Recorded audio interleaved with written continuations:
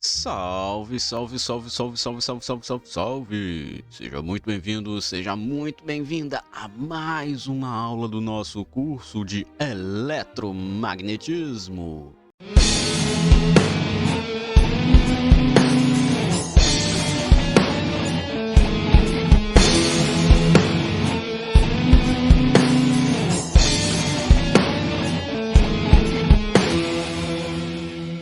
Pois é, então já vai pegando aí teu material, porque hoje vamos continuar nosso estudo no módulo de magnetostática, ok? Vou continuar aí na parte de magnetismo. Hoje nós vamos dar um passo um pouco mais além, né, no nosso estudo. Vamos falar aí de temas um pouco mais avançados, apesar de que é o complemento de temas que a gente já falou anteriormente, né? A gente está aí no nosso embate para conseguirmos terminar a parte de magnetostática. O próximo módulo seria de eletrodinâmica e posteriormente a gente prossegue aí com o nosso curso tal como nós planejamos no começo, ok? Então pega teu material de estudos, não se esqueça de deixar o like, se inscrever se não for inscrito, ativar o sininho por favor, porque isso ajuda bastante, e vamos estudar. E aqui estamos nós. Olha aí, ó. Bom, na última aula nós falamos sobre algumas coisas, né? Falamos sobre a força de Lorentz, né? Falamos sobre o vetor campo magnético, né? Na verdade, até acabei diferenciando, né? O vetor campo magnético do vetor indução magnética, né? O B que a gente que é o nome correto é vetor indução magnética, só que agora no primeiro momento tanto o vetor indução magnética quanto o vetor campo magnético seriam a mesma coisa, né? Então a gente introduziu esse termo, né? Fizemos o exemplo aí do trabalho, né? Trabalho causado pela força de Lorentz, né?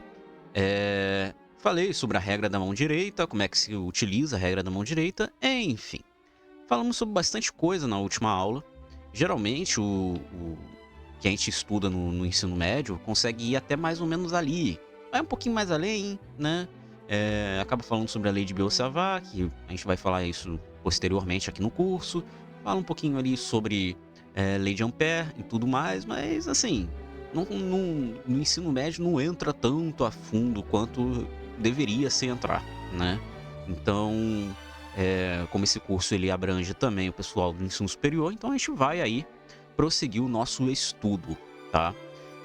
Lembrando que a partir de agora a gente tem que utilizar, a gente vai usar alguns conceitos que eu já ensinei para vocês lá na parte de eletrostática, né?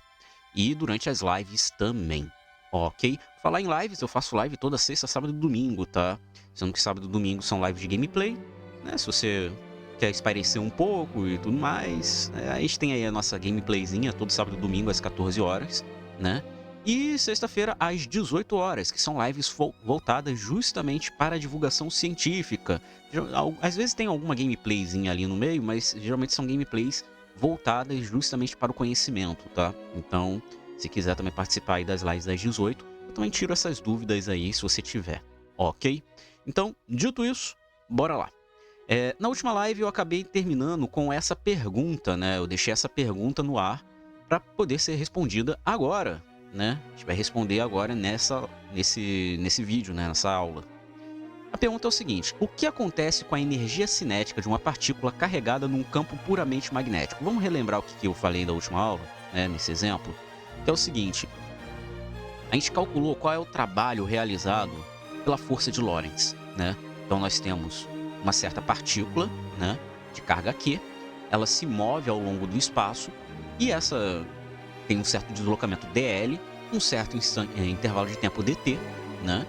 E ela está submetida a um campo elétrico e um campo magnético simultaneamente. Então, tanto um campo magnético quanto um campo elétrico estão permeando o espaço em que essa partícula está se movendo. Aí a minha pergunta é, beleza, qual é o trabalho realizado pela força de Lorentz? Que lembrando, a força de Lorentz é a força associada tanto ao campo elétrico, quando uma partícula está submetida ao campo elétrico, e um campo magnético, né? Quando você não tem um campo elétrico, só tem um campo magnético, você reduz ali para força magnética, né? E aí, A gente fez aqui a nossa conta, né? Determinamos quem é o nosso trabalho infinitesimal. No final das contas, a gente acabou achando quem é a potência, né? Que é a quantidade de trabalho por unidade de tempo. E aí a gente chega na conclusão de que o campo magnético B não realiza trabalho, né? A gente acaba chegando nessa conclusão porque ele some aqui do nosso resultado. Se você quiser ver o passo a passo disso, volta na aula anterior que tá lá, tá? Então, a gente vai continuar a partir daqui, né? Beleza, ok. A gente sabe então que o campo magnético não realiza trabalho. E a energia cinética associada a essa partícula que está carregada sob a ação desse campo? E aí, o que vai acontecer com a energia cinética? Bom, na verdade o que vai acontecer é o seguinte, ela vai permanecer constante. Ela permanece constante. E por que ela permanece constante, Sensei? Existe um motivo para isso? Sim, existe um motivo para isso. E o motivo é bem simples, o teorema do trabalho e energia. Se você lembrar, o teorema do trabalho e energia vai dizer o seguinte, que o trabalho realizado sobre uma certa partícula, sobre um certo objeto, é igual à variação da energia cinética associada a esse objeto, tá? Ou associada a essa partícula. Então, lembrando que a energia cinética é a energia do movimento, tá? Então, quando um objeto se move de um ponto A a um ponto B, ele tem uma certa velocidade no ponto A, uma certa velocidade no ponto B. Essa velocidade vai ter uma energia associada, e aí essa energia, essa diferença de energia do ponto A para o ponto B é o que nós chamamos de diferença trabalho, né? Descrito aqui justamente pelo teorema do trabalho e energia. Então, a diferença entre a energia cinética do ponto B menos a energia cinética do ponto A tem que ser igual ao trabalho realizado por essa partícula para isso, do ponto A até o ponto B. Ok, beleza. Só que é o seguinte, se você considerar apenas o campo magnético, né, que é o caso aqui do nosso problema, e a gente fala aqui, ó, seguinte, o que acontece com a energia cinética de uma partícula carregada num campo puramente magnético, ou seja, você não tem campo elétrico aqui. Então a nossa força de Lorentz se reduz apenas à força magnética, não aparece o termo de campo elétrico, né? Não aparece esse terminho aqui, ó, do campo elétrico, só aparece o V, VEC B, multiplicado por Q escalar V, dt, né? E a gente viu que isso dá zero. Ou seja, o trabalho nesse caso vai valer zero, né? O trabalho do campo magnético a gente já viu que é zero. Então, o trabalho para a força magnética vai ser zero. Se a gente colocar isso direto na fórmula, significa que trabalho é igual a zero, zero igual a variação da energia cinética. Então, variação da energia cinética, que é a energia cinética final menos a energia cinética inicial, isso quer dizer que a energia cinética final tem que ser igual à energia cinética inicial. Isso representa justamente uma conservação de energia, ou seja, não há variação de energia, né? Então, a energia cinética de uma partícula carregada em um campo puramente magnético vai ter a sua energia cinética conservada, né? Sua energia cinética ela vai ser constante. Atenção! Se você colocar essa partícula sob a ação de um campo gravitacional conjunto, aí a gente muda um pouquinho de figura. Vocês podem até tentar fazer esse tipo de exercício, tá? O que aconteceria se, além de um campo magnético, ela também tivesse a ação de um campo gravitacional, né? Isso vai mudar um pouquinho de figura, mas no geral, ainda assim, como o campo magnético não vai aparecer na força de Lorentz, né? Ainda assim, a energia cinética para essa partícula carregada ainda vai ser nula para o campo magnético, né? Ok, então essa é a resposta da pergunta que eu fiz na última aula. Então, aula de hoje, vamos falar sobre lei de Gauss para o magnetismo, né? Que é justamente uma abrangência da lei de Gauss que nós estudamos lá na eletrostática.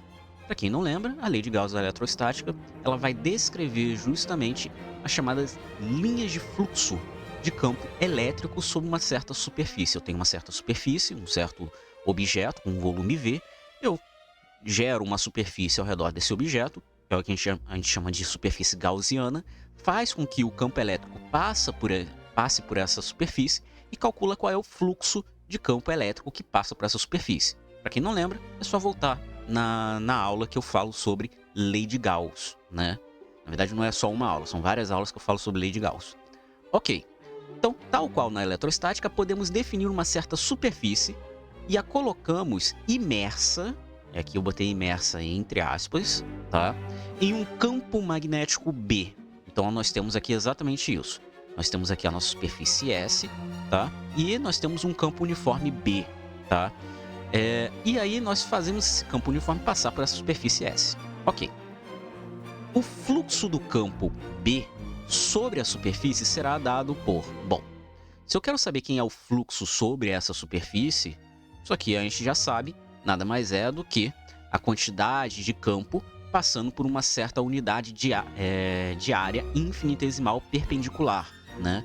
Então a gente tem aqui um N chapéu, que é justamente o versor da unidade de área, né? A unidade de área perpendicular à superfície, né? Relacionado justamente ao nosso campo magnético. E aí a gente joga isso direto na fórmula e a gente sabe então que o fluxo do campo magnético vai ser dado pela integral de superfície de B escalar N ds. Ok, onde esse N aqui é o nosso versor unitário. Não, versor já é unitário, né? Mas é o nosso versor. E esse B é o nosso campo magnético. Beleza. Nós usamos então aqui o teorema da divergência de Gauss. Lembrando como é que é o teorema da divergência de Gauss. Eu botei aqui embaixo. Nada mais é do que essa relaçãozinha aqui, que eu já expliquei também. Eu não vou voltar para explicar isso, se vocês quiserem. Tá lá na aula como é que se deduz esse teorema, tá? A gente vai usar esse teorema em cima dessa relaçãozinha aqui, tá? Então, usando essa relação e o teorema da divergência de Gauss, nós vamos saber que isso aqui é a mesma coisa que a integral de superfície fechada, de B escalar N ds, que é a mesma coisa que a integral do elemento de volume infinitesimal de B escalar N chapéu ds, tá? Onde V, esse Vzinho aqui, é o volume contido na superfície fechada S. Esse dρ V, né, é o elemento de volume infinitesimal. Seria basicamente um voluminho bem pequenininho que tem aqui, tá? Aqui justamente nesse elemento de versor, tá? Esse versor ele pode estar apontando para várias direções diferentes, tá? Nesse caso aqui eu botei ele justamente paralelo ao nossas linhas de campo magnético, tá? Mas isso não necessariamente é verdade, tá?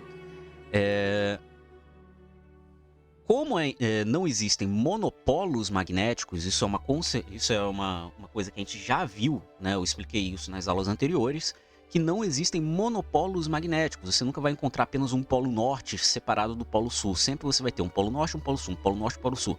O que faz com que as linhas de campo sejam fechadas, né? O fluxo deverá ser nulo, né? Se você não tem monopolo magnético, o fluxo tem que ser nulo, né? Por quê? Porque a quantidade de linhas de campo que entram vão ser exatamente iguais a linhas de campo que saem, já que o campo magnético ele é cíclico, né? Ele é fechado, né? Cíclico não, mas ele é fechado, né? Então isso vai fazer com que você tenha ali que o fluxo vai ter que ser zero, né? Isso vai fazer com que essa questão aqui, este resultado aqui, seja igual a zero. Então, φ de B igual a zero, onde φ é a integral de dρ V, né, que é um elemento infinitesimal de volume, B escalar N chapéu ds igual a zero, né? E aí, usando o teorema da divergência de Gauss, este termo é a mesma coisa que o divergente de B dV igual a zero. Ou seja, se isso aqui é igual a zero, significa que o argumento da integral é zero. Ou seja, a divergência de B é igual a zero. Isso é o que nós chamamos de lei de Gauss do magnetismo. E ela vai justamente uma forma matemática de justificar, né, que não existem monopolos magnéticos. Porque se lembra, quando você faz a lei de Gauss, né, você vai ter aqui justamente o divergente do campo elétrico vai ser dado pela quantidade de carga interna dividido por ε0, né?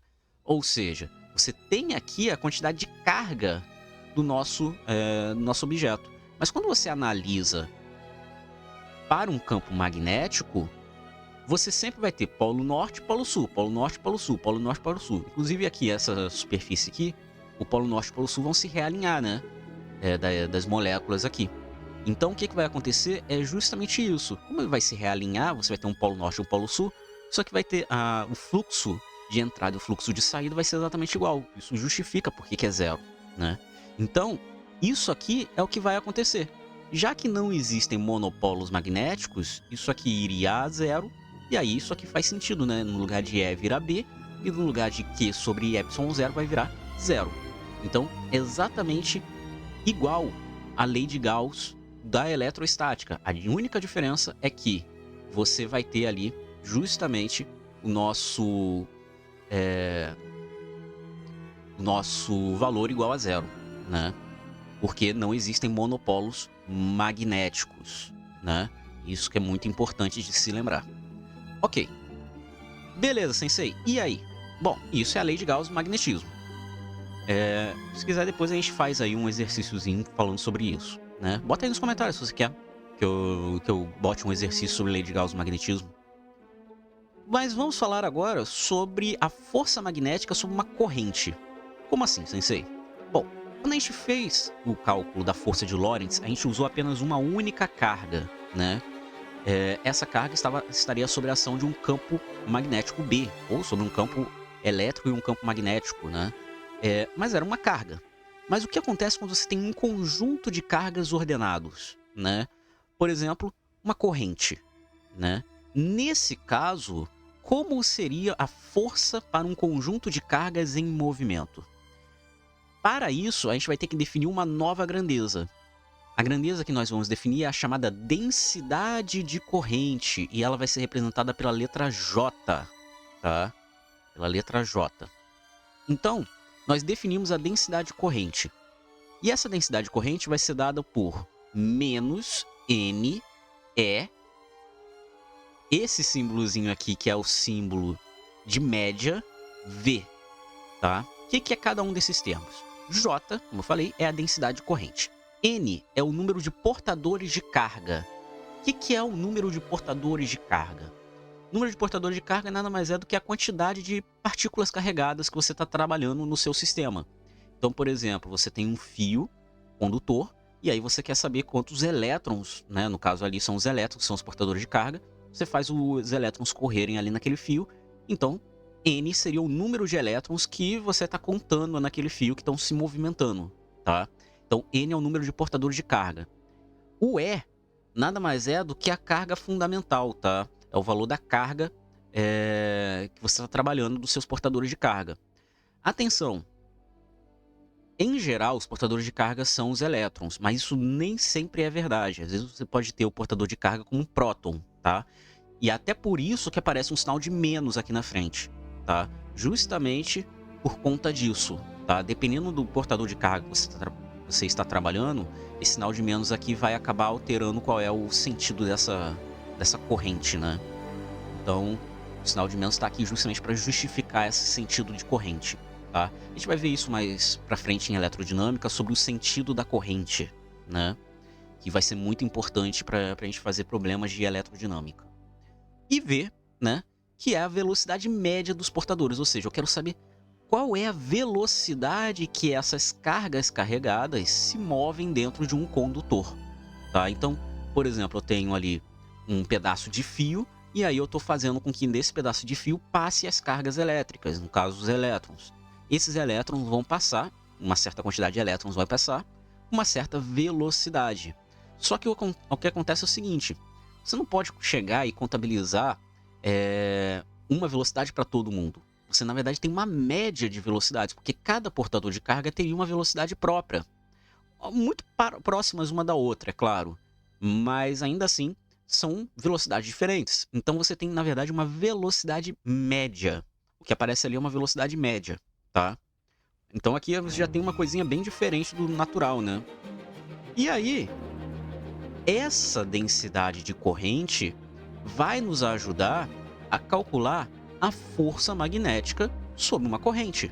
Porque agora você tem, antes você tinha uma carga que tinha uma velocidade v sob a ação de um campo magnético B. Aí você usava lá a lei de força de Lorentz e calculava quem era essa força. Aqui vai ser a mesma lógica, só que ao invés de aparecer apenas uma carga Q, né, vai aparecer justamente essa densidade de corrente J. E aí eu botei aqui como um exemplo, justamente para a gente conseguir ver isso na prática. Um fio infinitesimal e condutor, né? Então a gente tem aqui justamente um fio infinitesimal condutor, tá? Deixa eu botar aqui inclusive as setinhas para indicar para onde que está indo o campo magnético. Eu acabei esquecendo de botar isso. Então nós temos aqui um fio condutor infinitesimal de tamanho dl, tá? E área de seção transversal A, tá bom? E aí nós temos aqui a nossa corrente elétrica fazendo essa orientação aqui, ó, tá vendo? Ela tá vindo daqui para cá, nosso J, tá? A força magnética para esse caso, né? Se a gente pega uma carga só, a força magnética, se não houvesse um fio, tivesse apenas uma carguinha aqui, seria Q, que seria o valor dessa carga, multiplicado pela velocidade da carga, que não seria mais J, né? Seria a própria velocidade da carga, vetorial o vetor B, né? Ou seja, o campo magnético. Só que nesse caso eu não tenho mais um Q. Eu tenho, na verdade, um conjunto de cargas. E esse conjunto de cargas vai ser dado pela nossa densidade de corrente, J. E aí, exatamente isso que acontece. A força magnética que a gente vai definir vai ser menos NE V VEC B, onde esse menos NE V nada mais é do que J, onde já tinha visto antes, tá? Então, a diferença é bem pouca, né? É que agora a gente vai trabalhar com um conjunto de cargas ao invés de uma carga pura, tá? E esse F, perceba que eu mudei, né? Aqui eu tinha um F maiúsculo, agora eu tenho um F minúsculo. Esse F minúsculo não é à toa. É a força por unidade de volume, tá? Por que que acontece? A gente tá pegando só um pedacinho do fio, sabe? Eu tenho um número de cargas com uma certa velocidade média. Só que é o seguinte, eu preciso ter um padrão ali para eu poder saber aonde que eu vou contar essas cargas, né? E por quanto tempo eu vou contar essas cargas. Então o que que eu faço? Eu delimito um volume para saber quantas cargas tem ali. Então eu peguei esse pedacinho do fio, né?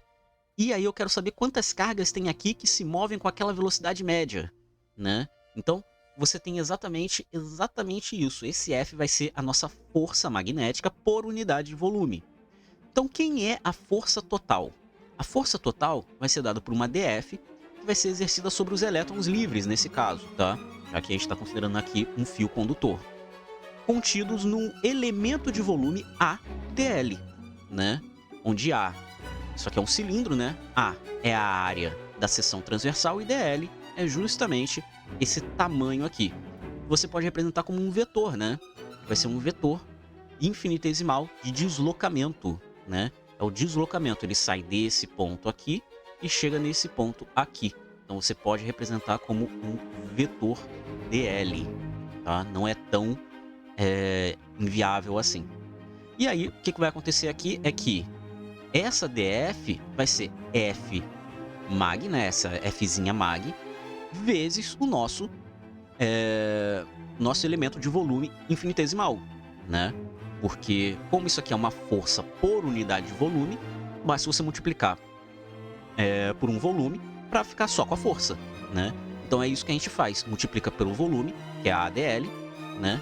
Esse F a gente sabe que é J vetorial B, então só substituindo aqui, então vai ficar JADL vetorial B, tá? E aí, no final das contas, a gente vai unir essas duas coisas aqui, esse JA, e a gente vai chamar isso de I, tá? E aqui vai ficar DL vetorial B, tá? E aí é bem interessante, porque, inclusive, tem um pequeno erro aqui, calma aí. Pequeno erro aqui. É o seguinte, esse DL, ele vai aparecer sim, tá?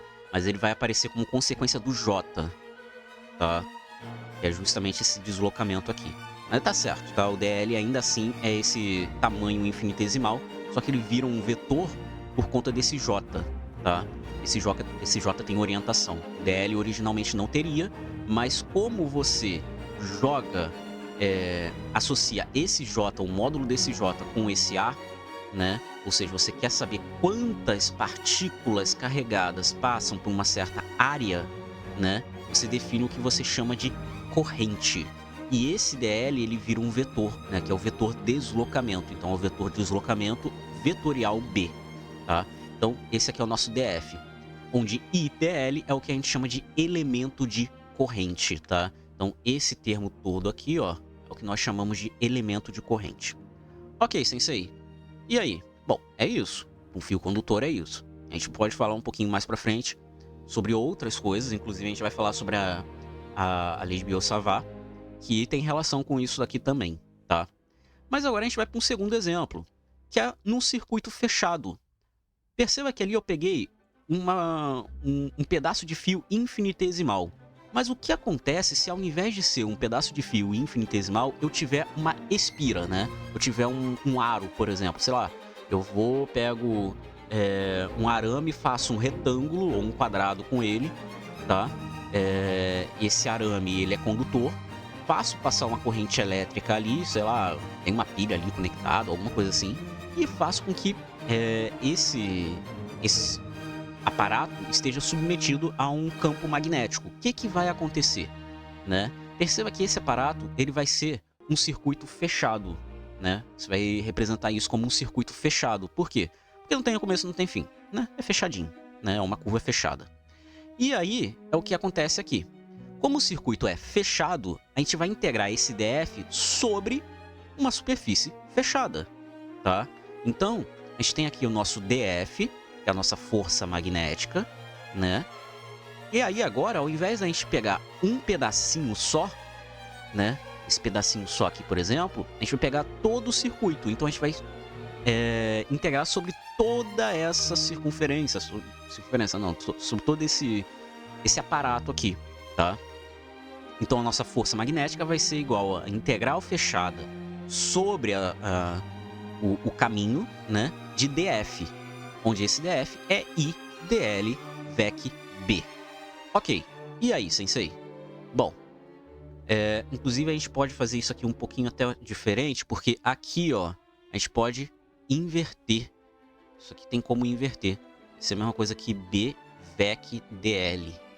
Não tem problema fazer uma coisa dessa, tá?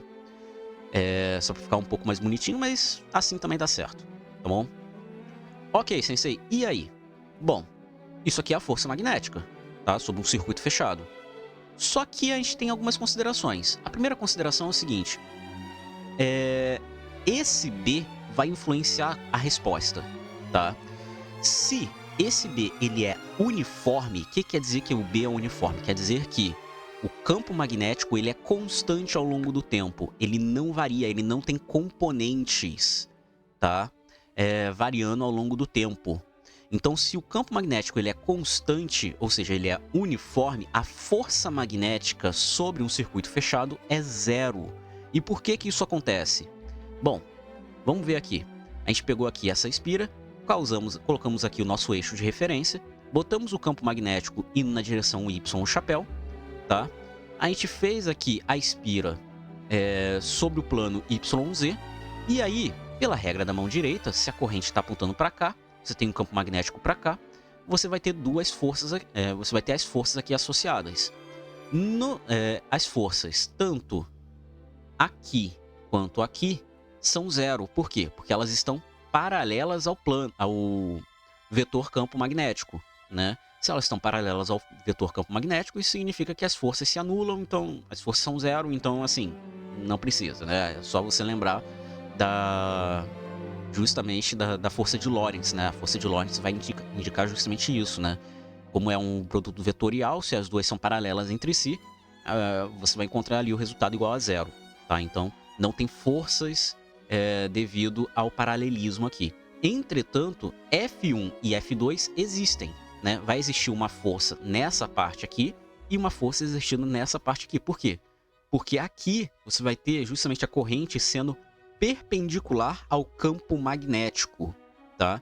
E isso vai gerar uma força, tá? Então você vai ter uma força F1 e uma força F2. E pela regra da mão direita, é fácil de você conseguir determinar. Você tem aqui nossa corrente elétrica, você tem aqui o campo magnético, e pela regra da mão direita você vai ter uma força F1 aqui e uma força F2 para cá. Ok. Beleza. Então, nós temos exatamente isso aqui. Quem é F1? F1 vai ser dado por IB, que vai ser justamente esse tamanho aqui. IB na direção Z chapéu, né? Aqui na direção Z chapéu. Vetorial B na direção Y chapéu. Fácil, né? B está na direção Y chapéu. E aqui nós temos que B vai estar na direção Z chapéu, positivo, né? E a F2 é a mesma lógica. B na direção Z chapéu, só que agora o quê? Negativo. Por quê? Porque I tá apontando para baixo, tá vendo? O I tá fazendo esse movimento aqui, então ele tá vindo aqui para baixo. Então, você vai ter exatamente isso, né? Você vai ter o sinal contrário. Então, quando você faz aqui o produto vetorial entre essas duas coisas, né? O produto vetorial entre Z chapéu e Y chapéu é X chapéu, tá?